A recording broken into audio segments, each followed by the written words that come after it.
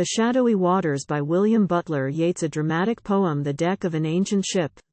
At the right of the stage is the mast, with a large square sail hiding a great deal of the sky and sea on that side. The tiller is at the left of the stage. It is a long oar coming through an opening in the bulwark. The deck rises in a series of steps behind the tiller, and the stern of the ship curves overhead. When the play opens, there are 4 persons upon the deck. Aibric stands by the tiller. Forgael sleeps upon the raised portion of the deck towards the front of the stage. 2 sailors are standing near to the mast, on which a harp is hanging. First sailor: has he not led us into these waste seas for long enough?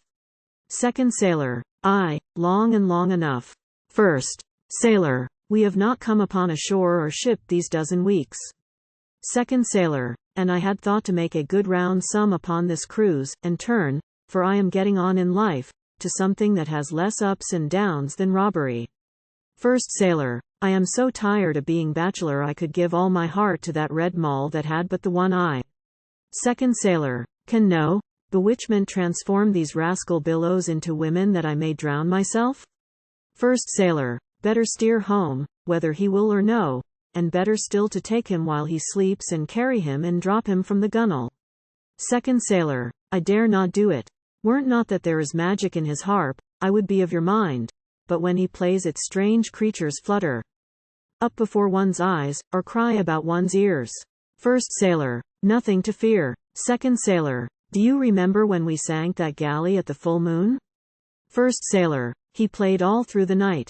Second sailor: until the moon had set, and when I looked where the dead drifted, I could see a bird like a grey gull upon the breast of each. While I was looking they rose hurriedly, and after circling with strange cries a while flew westward, and many a time since then I've heard a rustling overhead in the wind. First sailor: I saw them on that night as well as you, but when I had eaten and drunk myself asleep my courage came again. Second sailor: but that's not all. The other night, while he was playing it, a beautiful young man and girl came up in a white breaking wave. They had the look of those that are alive for ever and ever. First sailor: I saw them, too, one night. Forgael was playing, and they were listening there beyond the sail. He could not see them, but I held out my hands to grasp the woman. Second sailor: you have dared to touch her? First sailor: oh, she was but a shadow, and slipped from me. Second sailor: but were you not afraid? First sailor: why should I fear? Second sailor: 'twas Angus and Edane, the wandering lovers, to whom all lovers pray.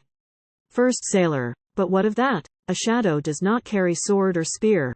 Second sailor: my mother told me that there is not one of the ever living half so dangerous as that wild Angus. Long before her day he carried Edane off from a king's house, and hid her among fruits of jewel stone and in a tower of glass, and from that day has hated every man that's not in love, and has been dangerous to him. First sailor: I have heard he does not hate seafarers as he hates peaceable men that shut the wind away, and keep to the one weary marriage bed. Second sailor: I think that he has Forgael in his net, and drags him through the sea. First sailor: well, net or none, I'd drown him while we have the chance to do it. Second sailor: it's certain I'd sleep easier o' nights if he were dead, but who will be our captain, judge of the stars, and find a course for us? First sailor: I've thought of that. We must have Aibric with us, for he can judge the stars as well as Forgael. Going towards Aibric: become our captain, Aibric. I am resolved to make an end of Forgael while he sleeps. There's not a man but will be glad of it when it is over, nor one to grumble at us. Aibric: you have taken pay and made your bargain for it. First sailor: what good is there in this hard way of living, unless we drain more flagons in a year and kiss more lips than lasting peaceable men in their long lives? Will you be of our troop and take the captain's share of everything and bring us into populous seas again?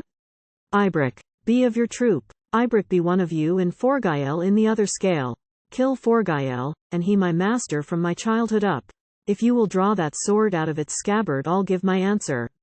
First sailor: you have awakened him. To second sailor: we'd better go, for we have lost this chance. They go out. Forgael: have the birds passed us? I could hear your voice, but there were others. Aibric: I have seen nothing pass. Forgael: you're certain of it? I never wake from sleep but that I am afraid they may have passed, for they're my only pilots. If I lost them straying too far into the north or south, I'd never come upon the happiness that has been promised me. I have not seen them these many days, and yet there must be many dying at every moment in the world, and flying towards their peace. Aibric, put by these thoughts, and listen to me for a while. The sailors are plotting for your death. Forgael, have I not given more riches than they ever hoped to find? And now they will not follow, while I seek the only riches that have hit my fancy.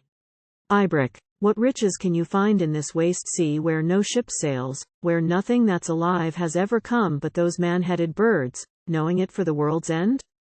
Forgael, where the world ends the mind is made unchanging, for it finds miracle. Ecstasy, the impossible hope, the flagstone under all, the fire of fires, the roots of the world. Aibric, shadows before now have driven travelers mad for their own sport. Forgael, do you, too, doubt me? Have you joined their plot? Aibric, no, no, do not say that. You know right well that I will never lift a hand against you. Forgael, why should you be more faithful than the rest, being as doubtful? Aibric, I have called you master too many years to lift a hand against you. Forgael, maybe it is but natural to doubt me. You've never known, I'd lay a wager on it, a melancholy that a cup of wine, a lucky battle, or a woman's kiss could not amend. Aibric, I have good spirits enough. Forgael, if you will give me all your mind a while. All, the very bottom of the bowl, I'll show you that I am made differently, that nothing can amend it but these waters, where I am rid of life, the events of the world, what do you call it? That old promise breaker, the cozening fortune teller that comes whispering, you will have all you have wished for when you have earned land for your children or money in a pot. And when we have it we are no happier, because of that old draft under the door, or creaky shoes. And at the end of all how are we better off than Segan the fool, that never did a hand's turn? Aibric, we have fallen in the dreams the ever-living breathe on the burnished mirror of the world and then smooth out with ivory hands and sigh, and find their laughter sweeter to the taste for that brief sighing. Aibric, if you had loved some woman, Forgael. You say that also? You have heard the voices, for that is what they say, all the shadows, Angus and Edane, those passionate wanderers, and all the others.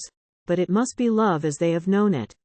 Now the secret's out, for it is love that I am seeking for, but of a beautiful, unheard of kind that is not in the world. Aibric, and yet the world has beautiful women to please every man.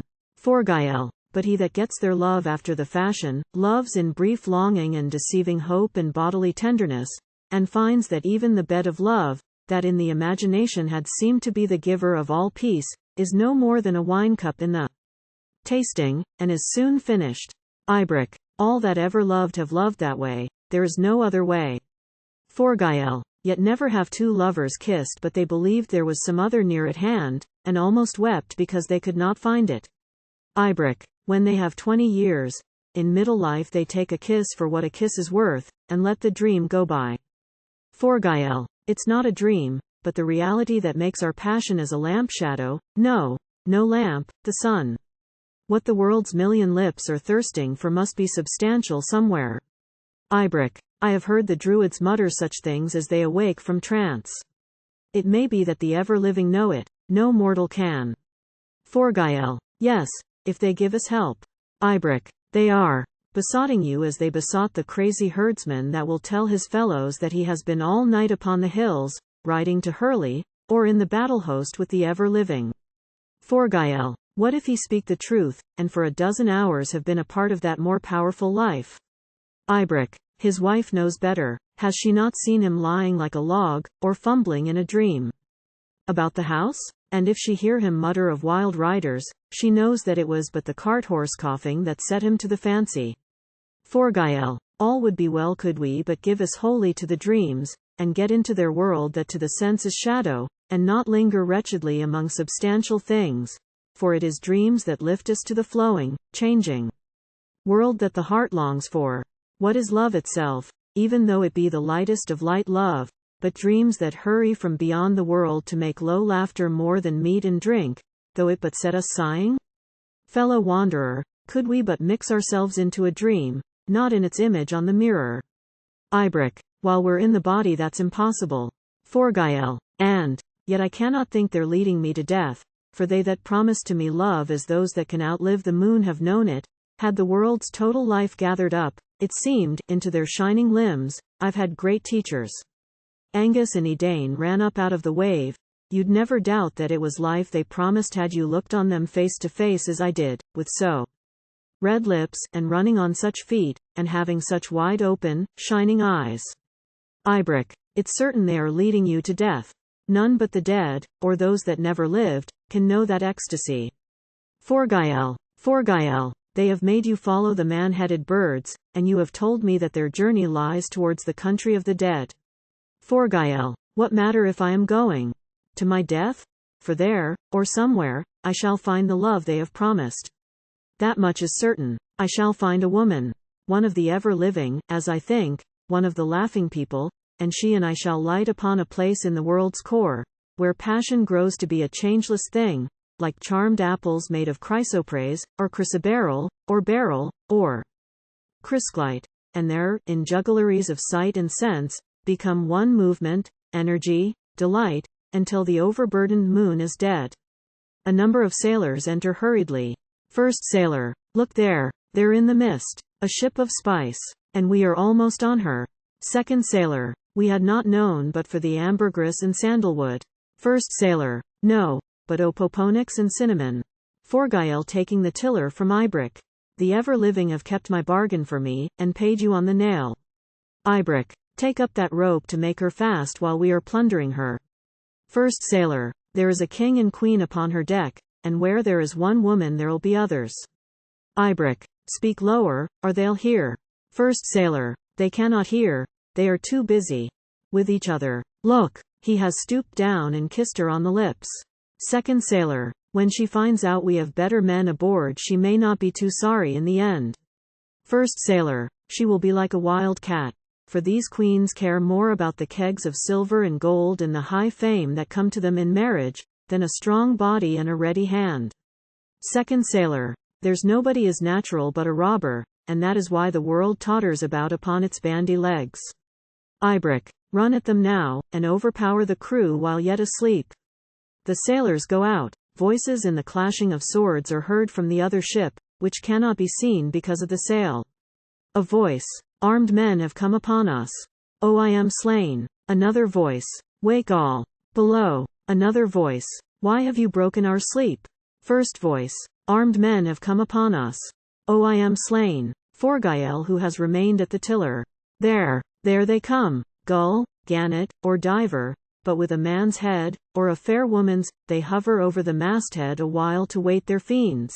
But when their friends have come they'll fly upon that secret way of theirs. One, and one, a couple, 5 together, and I will hear them talking in a minute. Yes, voices, but I do not catch the words. Now I can hear, there's one of them that says, how light we are, now we are changed to birds. Another answers, maybe we shall find our heart's desire now that we are so light. And then one asks another how he died, and says, a sword blade pierced me in my sleep. And now they all wheel suddenly and fly to the other side, and higher in the air. And now a laggard with a woman's head down crying, I have run upon the sword. I have fled to my beloved in the air, in the waste of the high air, that we may wander among the windy meadows of the dawn. But why are they still waiting? Why are they circling and circling over the masthead? What power that is more mighty than desire to hurry to their hidden happiness withholds them now? Have the ever-living ones a meaning in that circling overhead? But what's the meaning? He cries out, why do you linger there? Why linger? Run to your desire, are you not happy winged bodies now? His voice sinks again, being too busy in the air and the high air, they cannot hear my voice, but what's the meaning? The sailors have returned, Dectora is with them. Forgael turning and seeing her, why are you standing with your eyes upon me?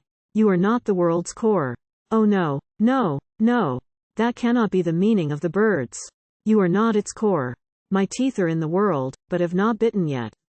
Dectora, I am a queen, and ask for satisfaction upon these who have slain my husband and laid hands upon me. Breaking loose from the sailors who are holding her, let go my hands. Forgael, why do you cast a shadow? Where do you come from? Who brought you to this place? They would not send me one that casts a shadow. Dectora, would that the storm that overthrew my ships, and drowned the treasures of 9 conquered nations, and blew me hither to my lasting sorrow, had drowned me also. But, being yet alive, I ask a fitting punishment for all that raised their hands against him. Forgael, there are some that weigh and measure all in these waste seas, they that have all the wisdom that's in life, and all that prophesying images made of dim gold rave out in secret tombs, they have it that the plans of kings and queens but laughter and tears, laughter, laughter, and tears, that every man should carry his own soul upon his shoulders. Dectora, you've nothing but wild words, and I would know if you will give me vengeance. Forgael, when she finds out I will not let her go, when she knows that. Dectora, what is it that you are muttering, that you'll not let me go? I am a queen. Forgael, although you are more beautiful than any, I almost long that it were possible.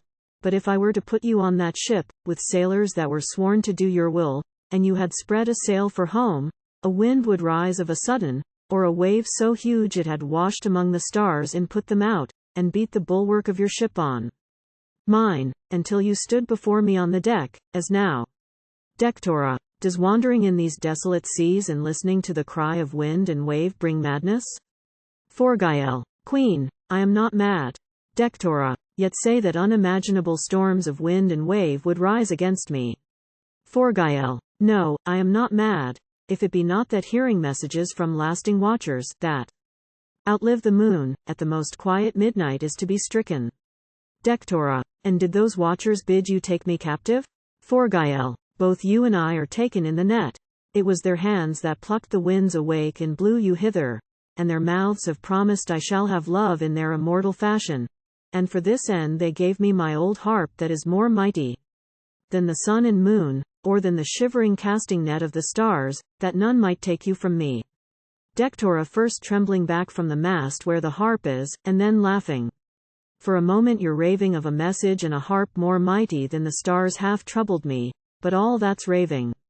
Who is there can compel the daughter and the granddaughter of kings to be his bedfellow? Forgael, until your lips have called me their beloved, I'll not kiss them. Dectora, my husband and me king died at my feet, and yet you talk of love. Forgael, the movement of time is shaken in these seas, and what one does one moment has no might upon the moment that follows after. Dectora, I understand you now, you have a druid craft of wicked sound wrong from the cold women of the sea, a magic that can call a demon up, until my body give you kiss for kiss.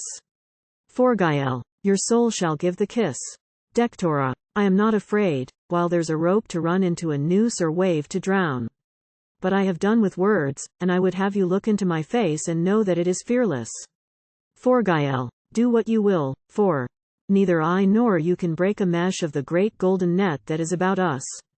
Dectora, there's nothing in the world that's worth a fear. She passes Forgael and stands for a moment looking into his face. I have good reason for that thought. She runs suddenly on to the raised part of the poop. And now I can put fear away as a queen should. She mounts on to the hulwark and turns towards Forgael. Fool, fool, although you have looked into my face you do not see my purpose. I shall have gone before a hand can touch me.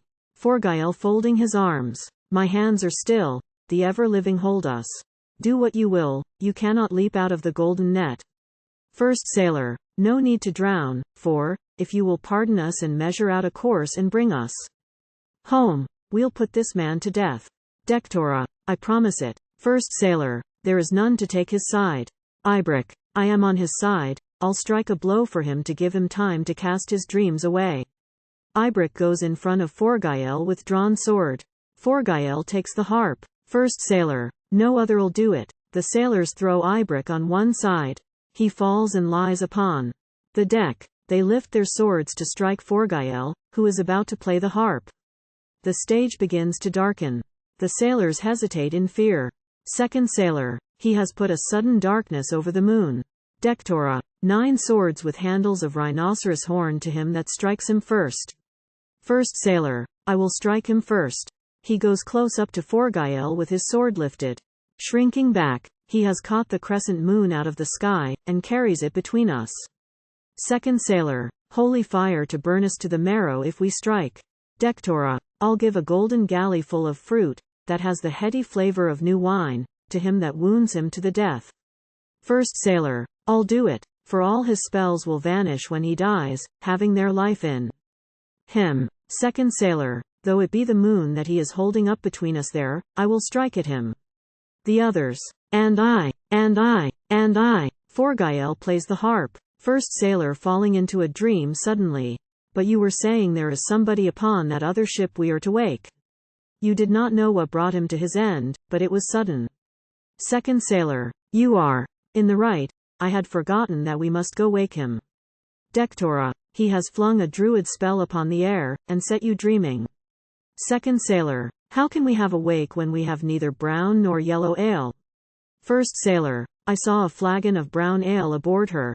Third sailor. How can we raise the keen that do not know what name to call him by? First sailor. Come to his ship. His name will come into our thoughts in a minute. I know that he died 1,000 years ago, and has not yet been waked. Second sailor beginning to keen. Ahone. Oh. The yew-bough has been broken into two, and all the birds are scattered. All the sailors. Oh. They go out keening. Dectora. Protect me now, gods that my people swear by. Aibric has risen from the deck where he had fallen. He has begun looking for his sword as if in a dream. Aibric. Where is my sword that fell out of my hand when I first heard the news? Ah, there it is. He goes dreamily towards the sword, but Dectora runs at it and takes it up before he can reach it. Aibric sleepily. Queen, give it me. Dectora. No, I have need of it. Aibric. Why do you need a sword? But you may keep it. Now that he's dead I have no need of it, for everything is gone. A sailor calling from the other ship. Come hither, Aibric, and tell me who it is that we are waking. Aibric half to Dectora, half to himself. What name had that dead king? Arthur of Britain? No, not Arthur. I remember now. It was golden-armed Eolin, and he died broken-hearted, having lost his queen through wicked spells. That is not all the tale, for he was killed. Oh, for golden-armed Eolin has been killed. He goes out, while he has been speaking, and through part of what follows, one hears the wailing of the sailors from the other ship. Dectora stands with the sword lifted in front of Forgael. Dectora. I will end all your magic on the instant. Her voice becomes dreamy, and she lowers the sword slowly, and finally lets it fall. She spreads out her hair. She takes off her crown and lays it upon the deck. This sword is to lie beside him in the grave. It was in all his battles. I will spread my hair, and wring my hands, and wail him bitterly, for I have heard that he was proud and laughing, blue-eyed, and a quick runner on bare feet, and that he died 1,000 years ago. Oh. Forgael changes the tune. But no, that is not it. They killed him at my feet. Oh. For golden-armed Eolin that I loved, but what is it that made me say I loved him? It was that Harper put it in my thoughts, but it is true. Why did they run upon him, and beat the golden helmet with their swords? Forgael. Do you not know me, lady? I am he that you are weeping for. Dectora. No, for he is dead. Oh. For golden-armed Eolin. Forgael. It was so given out, but I will prove that the grave diggers in a dreamy frenzy have buried nothing but my golden arms. Listen to that low laughing string of the moon and you will recollect my face and voice, for you have. Listen to me playing at these 1,000 years. He starts up, listening to the birds. The harp slips from his hands, and remains leaning against the bulwarks behind him. What are the birds at there? Why are they all a flutter of a sudden? What are you calling out above the mast? If railing and reproach and mockery because I have awakened her to love by magic strings, I'll make this answer to it, being driven on by voices and by dreams that were clear messages from the ever-living, I have done right. What could I but obey? And yet you make a clamor of reproach. Dectora laughing. Why, it's a wonder out of reckoning that I should keen him from the full of the moon to the horn, and he be hale and hearty. Forgael. How have I wronged her now that she is merry? But no.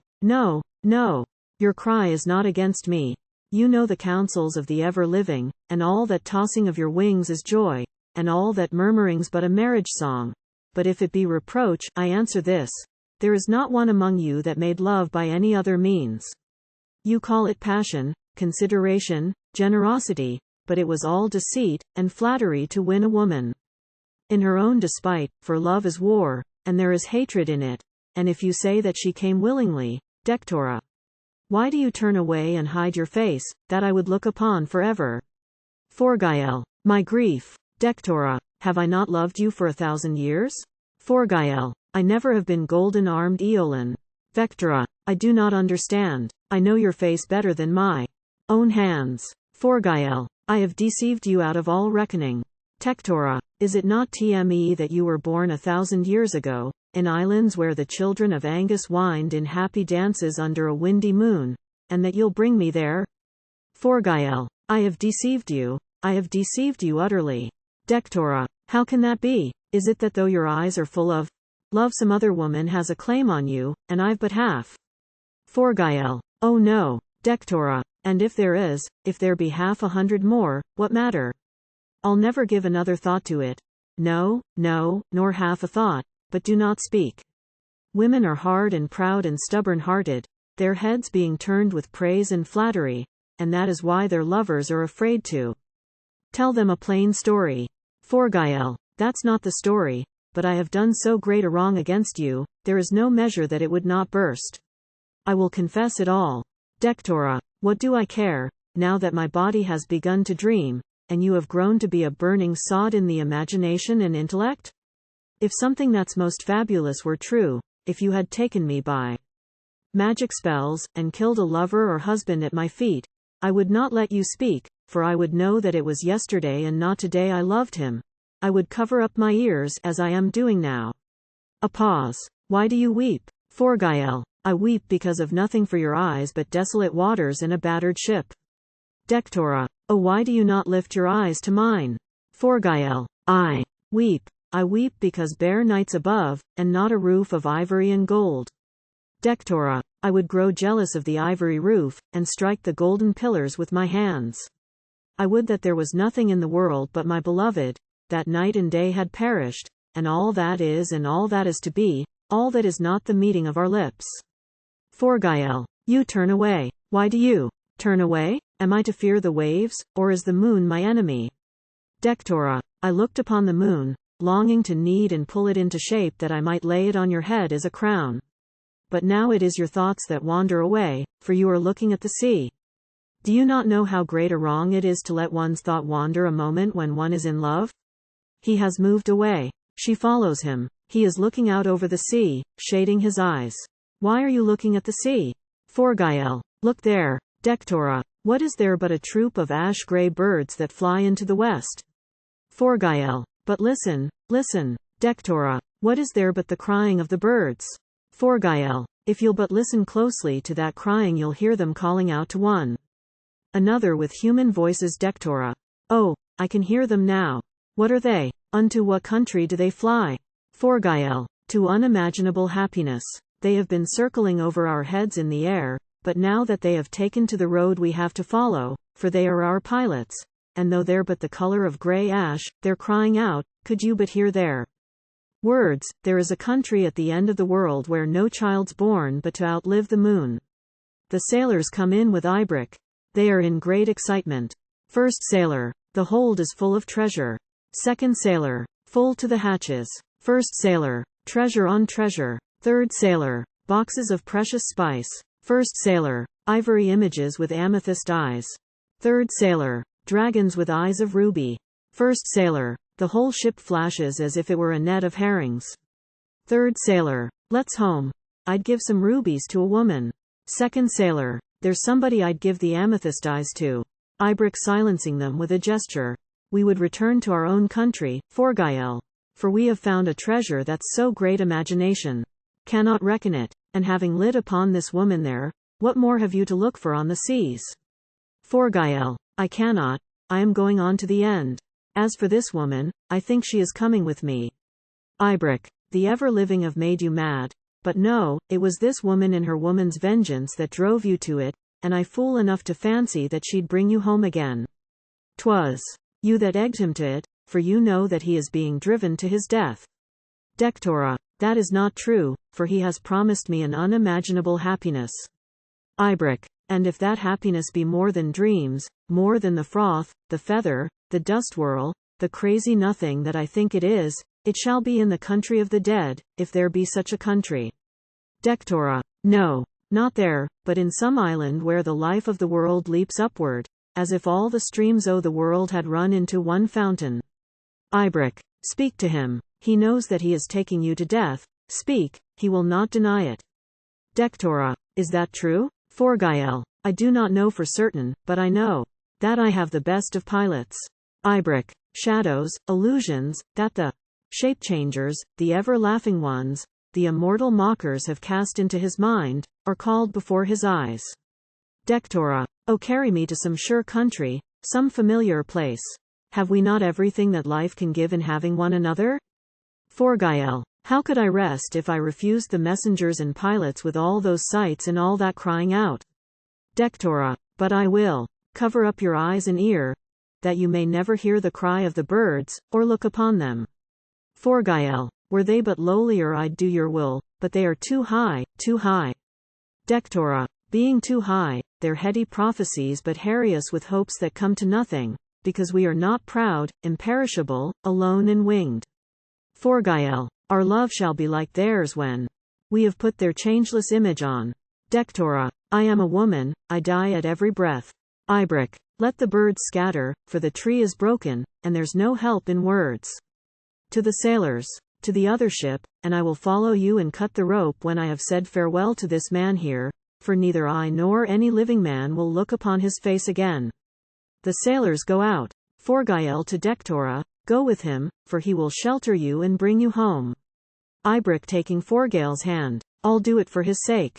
Dectora, no, take this sword and cut the rope, for I go on with Forgael. Aibric half falling into the keen. The yew bough has been broken into two, and all the birds are scattered. Oh! Oh! Oh! Farewell! Farewell! He goes out. Dectora, the sword is in the rope's in two, it falls into the sea, it whirls into the foam. O ancient worm, dragon that loved the world and held us to it, you are broken, you are broken. The world drifts away, and I am left alone with my beloved, who cannot put me from his sight forever. We are alone forever, and I laugh, Forgael, because you cannot put me from you. The mist has covered the heavens, and you and I shall be alone forever. We two, this crown, I half remember. It has been in my dreams. Bend lower, O king, that I may crown you with it. O flower of the branch, zero bird among the leaves, O silver fish that my two hands have taken out of the running stream, O morning star trembling in the blue heavens like a white fawn upon the misty border of the wood, bend lower, that I may cover you with my hair, for we will gaze upon this world no longer. Forgael gathering Dectora's hair about him. Beloved, having dragged the net about us, and knitted mesh to mesh, we grow immortal, and that old harp awakens of itself to cry aloud to the grey birds, and dreams, that have had dreams for father, live in us.